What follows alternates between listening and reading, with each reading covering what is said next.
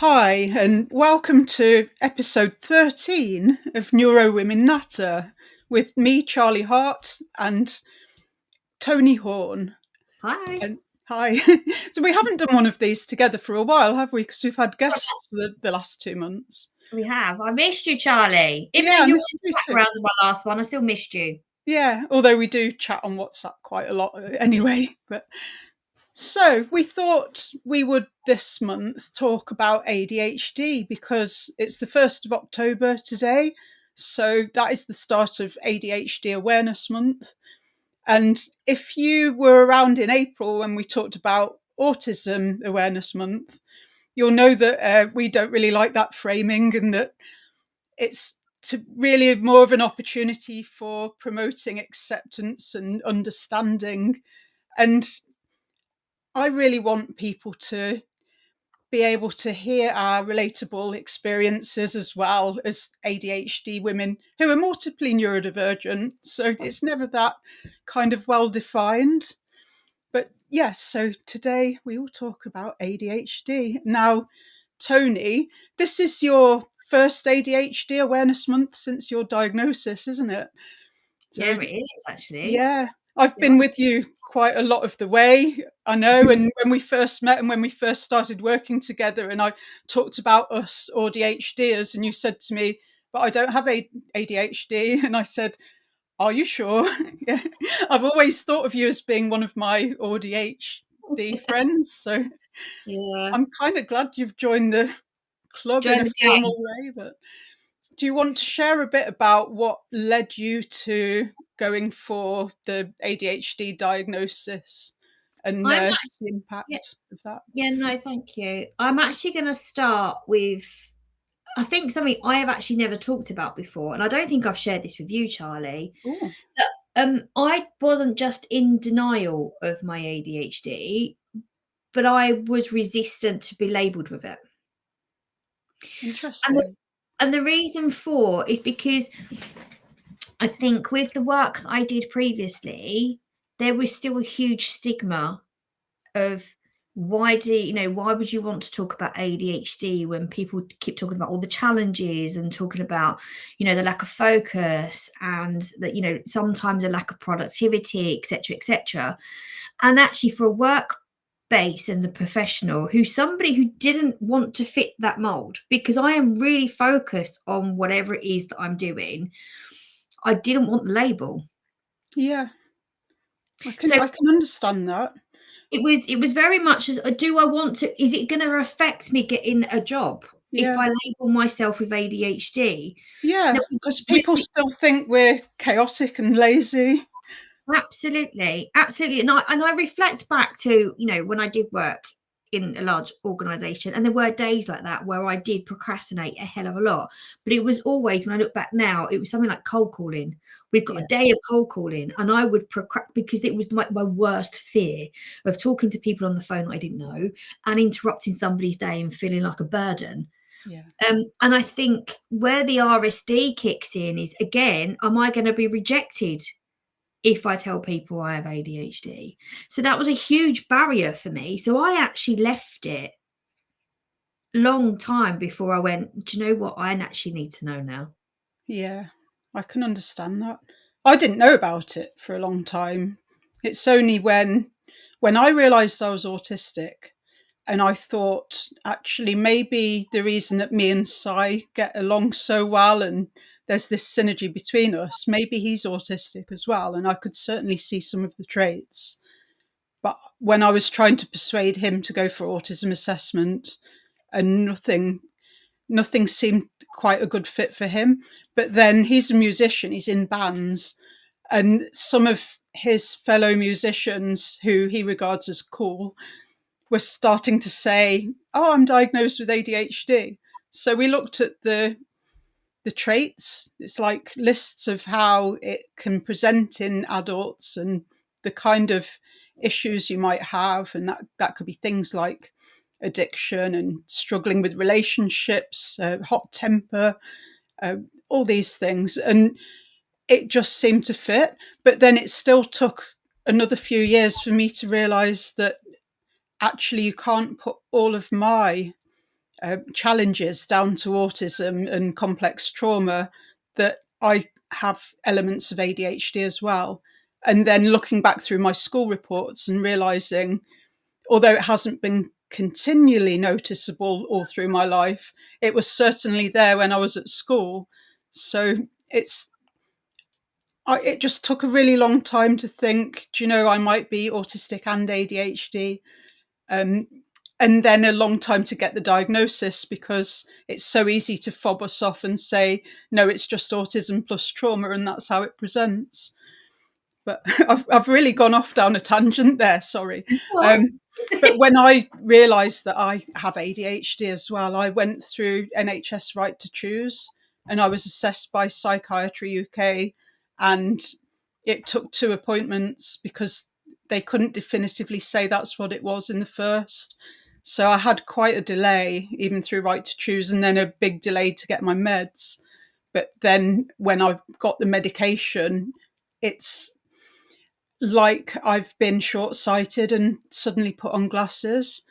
It hasn't corrected the fact that I'm short-sighted, but I'm better able to focus. And now I remember my point. Yeah, with ADHD, I think one of the ways it manifests is that we can cherry pick and only do the stuff that's interesting. So we have a highly interest-based motivation system. So in my 20-year role in HR systems and management information, I could eat work for breakfast. I was highly focused, churn through huge complex projects. But if somebody asked me to do something tedious or something that didn't seem to add much value, so that could be anything to do with pensions, anything to do with payroll processing and checking, anything to do with producing total remuneration statements that I know people just bin straight away, any of that. And it's like computer says no. So I'd leave, although my autistic side wanted to be on top of my workload and constantly turning things around and impressing people, my ADHD side just was having none of that because it was boring. Yeah. Is that what it was like for you? Yeah, I mean, again, it got to a point, obviously, through the work that I do, I talk about ADHD, autism, dyslexia all the time. And obviously, my son's been diagnosed with ADHD, and I was still in that denial. So I thought, you know what, I'm gonna put myself forward. And I went down Right to Choose, because a lot of people have been telling me, like yourself, Charlie, are you sure, Toni? And you're really sure. And I've spoken about, see the shiny radiating off you. Yeah. And that's the thing. So I went down, and it was an horrendous experience of the fact that I had to bring up everything from my childhood. You had to, I was going through this tick box, and I was like, yep. But the bits that stumped me on those tick box was, have you ever been in trouble with the police? No. Have you ever done this? No. And I was a bit like, oh, okay, so maybe I don't fit it. But is everybody with ADHD get in trouble all the time? No, they don't. And this is where we not stereotypic as well, and risk averse. Sometimes that stereotype. And then I read my mum's report, and I was like, wow. And I was like, well, you've never said anything. She said, I've always spoke to you about, how you'd be dancing around the living room constantly, and you'd have to have our full attention if we didn't watch your dance shows and all this. I know most kids do that, but there was a continuation of the things I was doing. And then when I went through the actual process itself, because I went through Right to Choose as well, and I was actually really shocked with the hyperactivity part. And I said, I've spoken to you about this before, and I thought, oh, maybe I've got a little bit of attention defect, because I know there's things that, I will sit down and do them when I really push myself. And obviously, as a coach, I've got strategies to do things which I didn't before. But when I was like, no, I'm not hyperactive. No, I'm not. And then ruled off all this stuff that I'd done in the past. I went on a holiday to Cyprus and ended up staying there and working there for a year. I've jumped out of aeroplanes. I've done paragliding. I've done rock climbing. And she's like, really? Do you really think that you are hyperactive? That sounds pretty hyperactive. But it was a revolution when I got the diagnosis. And my husband, bless him, has never said anything. But as soon as I got the diagnosis, he said, Tony, I've always known. Mm. You're so much like me, but in different ways. He said, but the difference between you and I is that because you're ADHD, you mask it a lot. And I think one of the biggest things that people say to me that I actually feel like a fraud when people say this to me. They go, "You're so confident. You're such a confident person." And actually, I'm probably one of the most insecure people that you'll ever know. Yeah. So we've got some things in common and some things not in common. And this one, I'm totally with you. I think that when you're an amateur dramatics kid, that you get used to being in front of people and performing confident, and it's a performance, and we can have a mask or a persona really where the insecurities are not visible on the surface.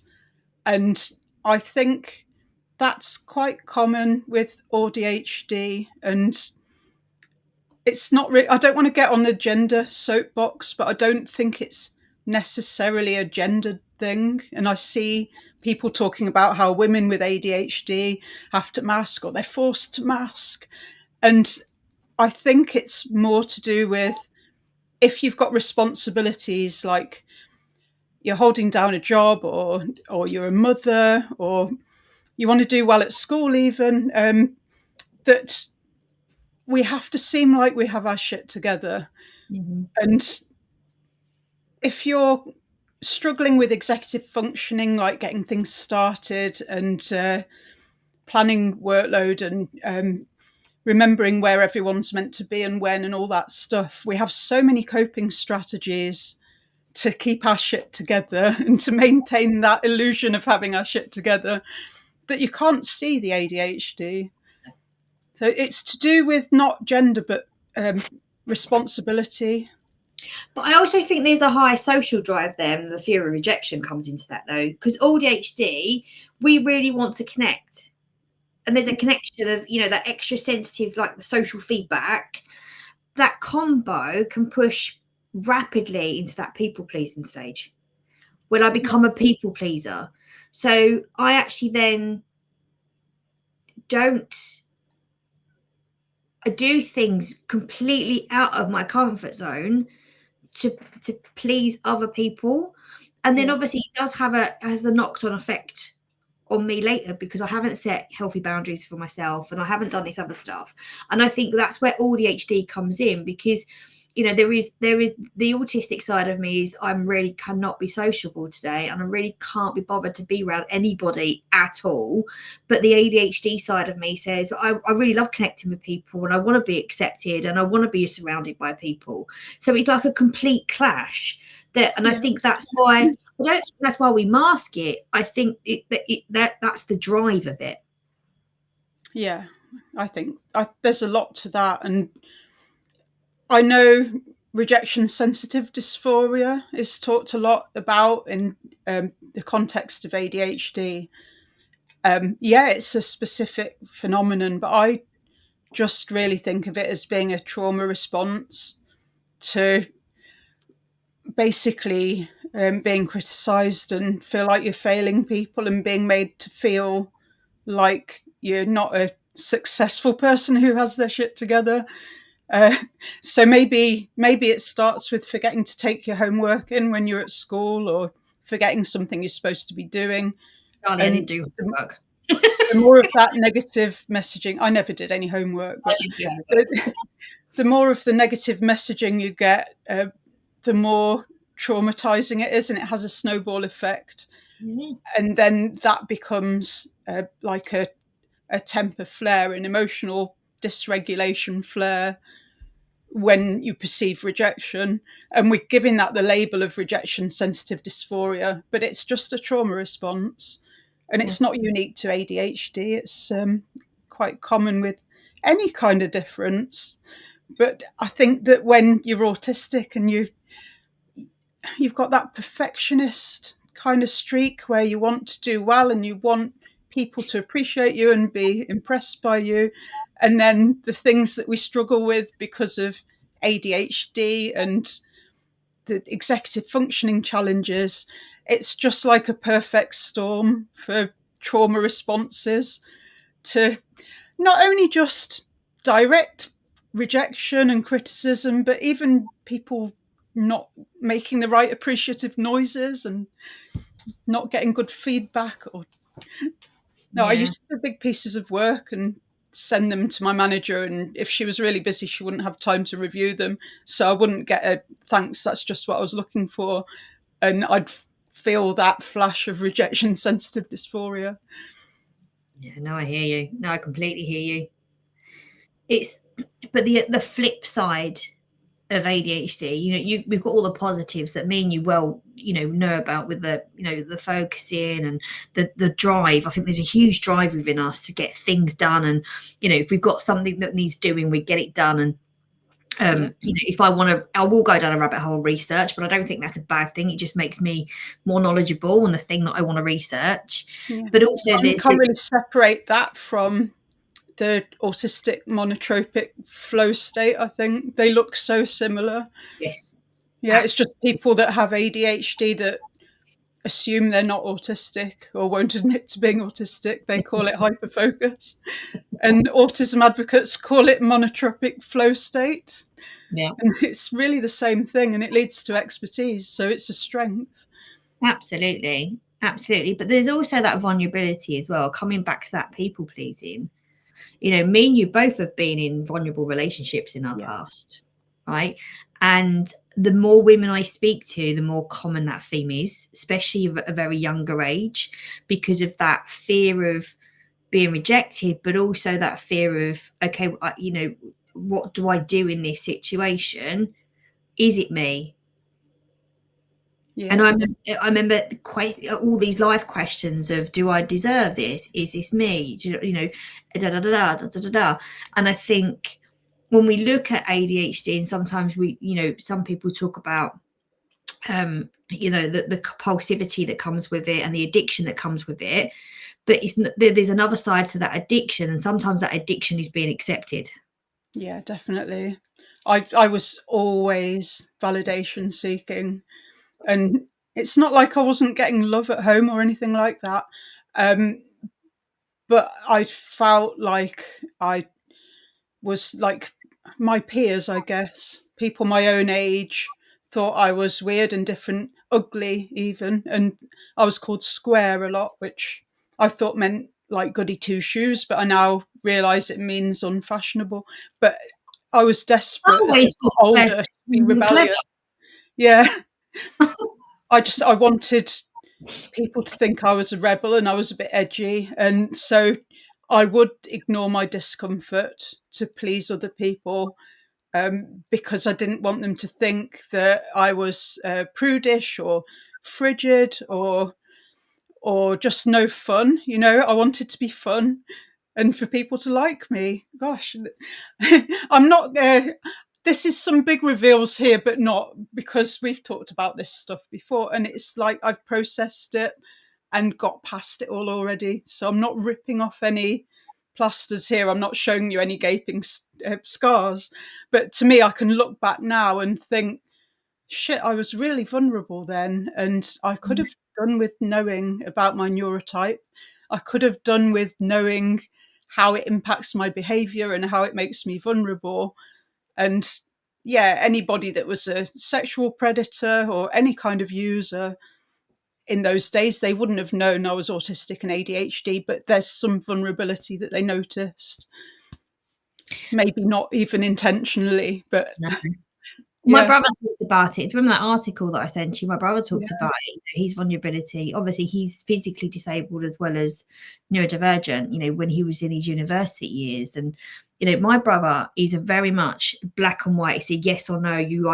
It's against the law, it's not against the law. And, he was convinced to smoke weed to fit in. yeah. And that's not him at all. If you met my brother, you'd be like, what? That's I've not read a lot of his content though. He's really good, isn't he? He is annoyingly intelligent, my brother. But the other thing that comes with ADHD, which I do like this side of us, is the kind of, the comical side of us, Mm, the kind of jokey, cracking, care side of, we're really good at finding the joke within the butt, or become really funny. Yeah. And I think people dismiss that side of ADHD. Actually, if you've got that ability to make people smile and laugh, I think that's a huge positive. Yeah, absolutely. And I I think if you look at any successful comedian, they always have some signs of ADHD. Yeah. A lot of them are autistic as well, I think. But it can come with a different way of seeing the world, like a novel approach, and that can be real fuel for humour.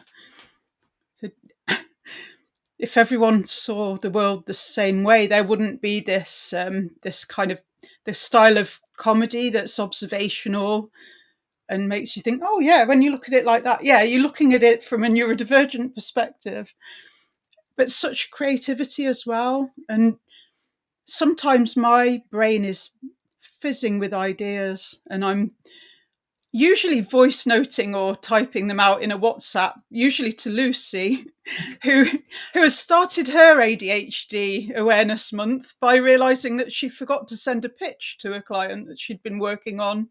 So Yeah, and some of the greatest ideas come at 2 o'clock in the morning. Remember me sending that group text message in the literally I got up and I sent it to myself at 2 o'clock in the morning about that project that we're doing. yeah, Obviously, I won't disclose the project.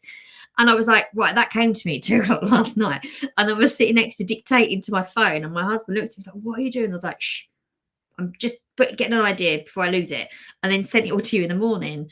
And actually, yeah, it can be exhausting having a brain like that, but it also can be really engaging and inventive. Is that I came up? Yes, I did come up with it at 2 o'clock in the morning, but it was a bloody good idea. yeah.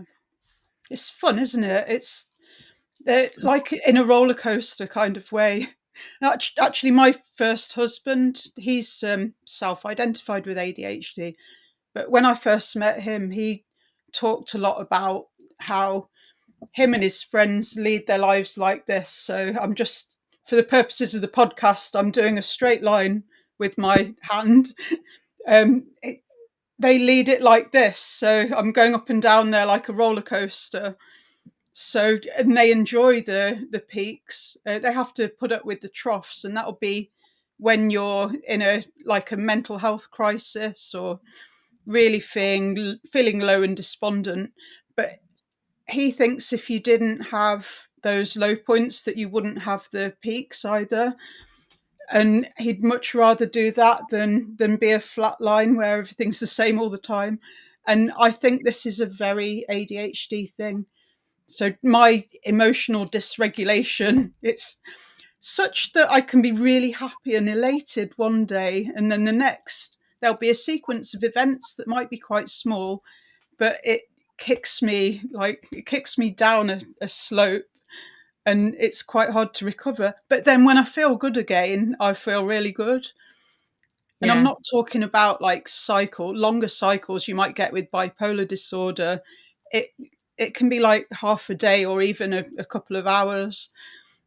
Oh, mine tends to be a whole day and an evening, and I'm all right the next day. Yeah, But then again, Charlie, there's the whole with being a woman. There's the hormone side of it. Of you know, every single woman has to compromise each month, whether that be through hormone changes through period, or if they're perimenopause, or if they're menopause, or there is always something else on top of yeah, our neurological differences, right? So, and I think that can have a huge impact on your personal life as well as in your working relationships as well. yeah, absolutely. So I don't know a lot about the science, but a lot of what helps us to cope, well, it either helps us to cope or it doesn't. A lot of to do with how we go through life and experience it is to do with hormones and the levels of those, and how they are reuptaken into the system and things like that. And you can so easily get an imbalance.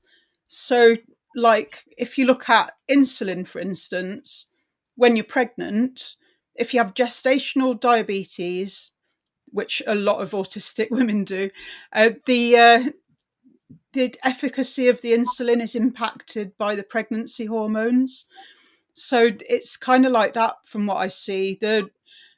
We have we need a certain amount of dopamine in circulation, and if we've got pregnancy hormones there, or there's a hormone change because of the time of the month or because of menopause or perimenopause, it can really cause havoc with our abilities to function and cope.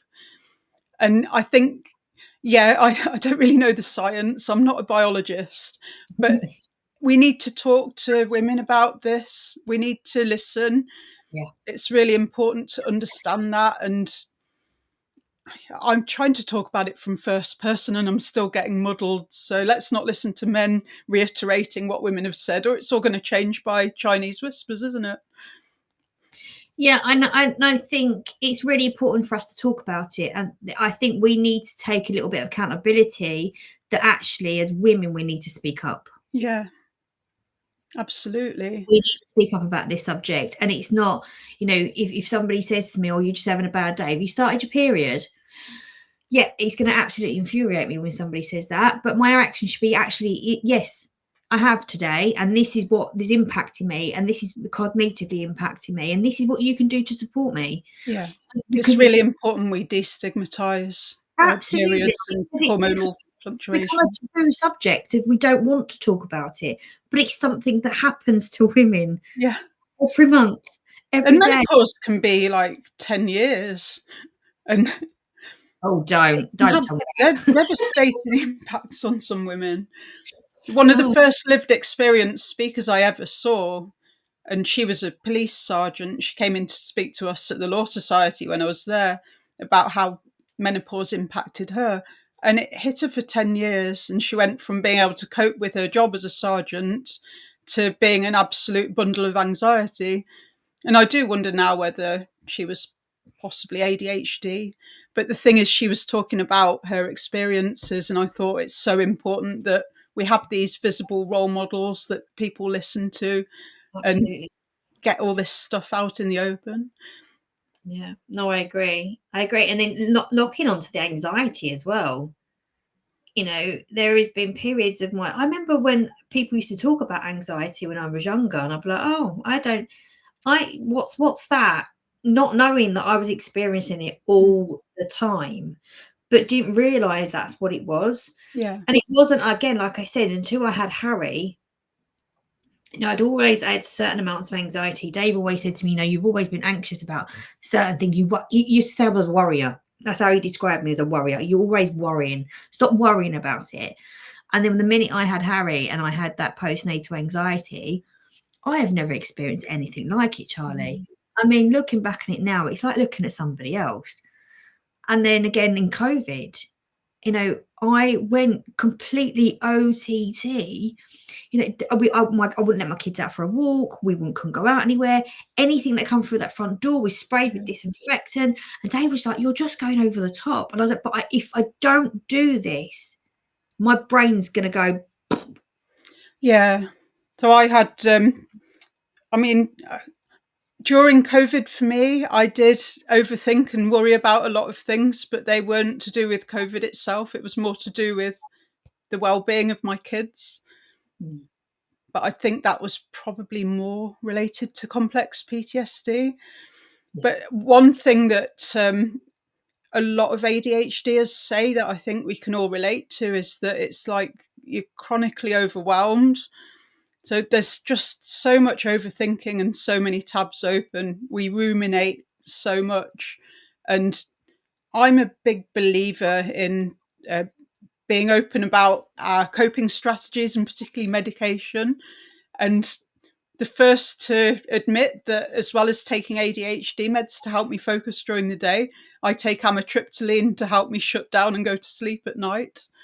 And that combination really works for me. Otherwise, I would be lying awake at night, ruminating and worrying about stuff. I'm the same. I'm actually going through some family problems at the moment, and I don't think I've had a decent night's sleep in the last 2 weeks because there's stuff going on in the family personally. And, you know, it does have a huge effect. And even though if I take my medication, my ADHD medication, yes, wow, my brain's silent and it's great. It's absolutely, I mean, the effect of there's no noise. There's no noise. But the minute I come off that, I become overwhelmed with exhaustion, but I still can't sleep because then my brain goes, oh, we need to start thinking about all this stuff that's going on at the moment. Yeah. My husband's a pure example. He came home from work last night and there was something he needed to be done today. And he just kept talking over with me and over and over. And I'm like, Dave, you're overthinking it. And he's like, I've got to. And he didn't switch off at all about this thing that he had to do today. And I think that's what sometimes it's because we care. Yeah. And we care too much. Sire's like that as well. And if he has a bad night, he may stay up all night. He may come to bed and sleep for like 6 hours and then get up and immediately creep downstairs and start doing the thing. But it's really hard to just put it out of your mind. And that's a very ADHD experience. Absolutely. So what big theme, I know we've gone over the half an hour we normally aim for, but is there any big themes that we've really missed out? Or shall we leave it there? No, I said leave it there. I would just say the message is if you're watching and you're an ally, keep listening. That's all I would say is keep listening to support and help others. And also just to empathize with some of the things that somebody may be going through. And if you're an individual yourself, you're not alone. Yeah, absolutely. There's loads of us. It's really far more common than people realise. And I would say if you want to benefit from all the wonderful attributes that ADHD has bring, that you need to be patient and compassionate and supportive around the stuff that we find hard as well. And yeah, if you don't support me with my executive dysfunction and my emotional dysregulation, you don't deserve me at my best. So, and yeah, let's keep on shining and fizzing with ideas and creativity because this stuff really matters. Yeah. And thank you. Thanks for being here. I completely forgot to turn on the live chat to see what people were saying in the chat. So I'm really sorry about that. And I will have a look on the socials after. But thank you for being here. And thanks, Toni. And see you soon. Bye all. Bye.